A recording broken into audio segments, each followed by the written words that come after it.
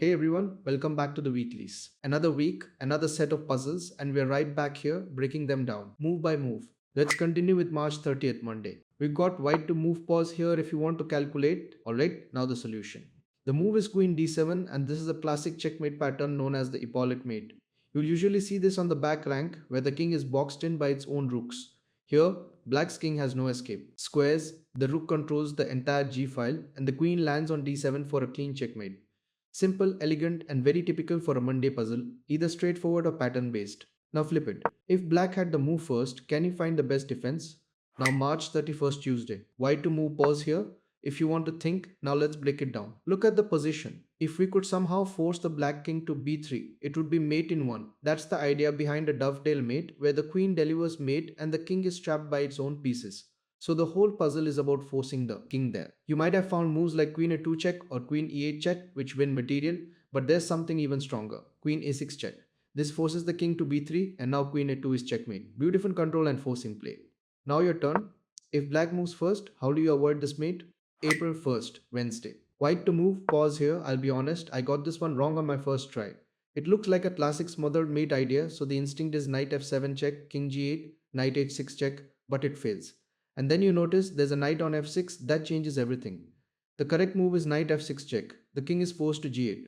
And now knight d6. This is the key. It's a discovered check from the queen and at the same time a discovered attack on the rook at d8. If king f8, it's instantly queen f7 mate. So the king has to go back to h8 and white simply wins the rook. Great reminder. Don't blindly follow patterns, always check the full position. Now what if black had the move first? Can you find the best move?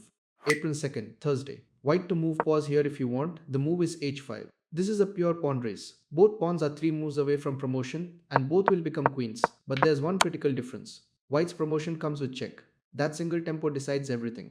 After h5, whether black captures or lets it go, the result is the same. White promotes with check and wins the newly promoted queen. This is all about calculation and understanding timing. Now flip it. If black moves first, can you change the result? April 3rd, Friday. Black to move this time, pause here. The move is knight f3 check. This is a powerful fork, hitting the king and queen while activating a deadly battery. White is forced to respond, and after bishop takes f6, here comes the brilliant idea. Queen e1 check, a sacrifice. If rook takes e1, then rook takes e1 check, king g7, bishop f1 check, and no matter where the king goes, bishop h3 delivers mate. If white doesn't take the queen, the idea is exactly the same. Bishop f1 check followed by bishop h3. Mate. Beautiful coordination and a perfect attacking sequence. Now if white had the move first, can you avoid this entire setup? April 4th, Saturday. Black to move pause here if you want to calculate. The move is rook takes d4. After knight takes d4, white plays c4, attacking two pieces at once. And here's the key idea, you can't save both. Black tries to create counterplay with checks, but everything is covered. After bishop takes c4, white continues knight d2, again hitting both pieces. Black saves the knight, but white captures the bishop with knight takes c4 and wins material. This puzzle is all about double attacks and overloaded pieces. Clean, positional advantage. And finally, April 5th, Sunday. White to move pause here if you want to calculate. Now the solution. The move is bishop f8. This is a beautiful interference idea. It blocks coordination and creates unstoppable mating threats. If rook takes f8, queen takes f8 is mate. If black tries to defend with queen g7, then queen takes g7 is mate anyway. In the puzzle, black chooses to counterattack with pawn takes f2 check, which is actually the most practical try. Now white has to be precise. Taking back with the queen would throw away the advantage. Moves like king g2 or king h1 walk into a mating net. The only correct move is king h2. Now black goes for a desperado, promoting to a knight with check, but after king h3 there's simply no follow-up.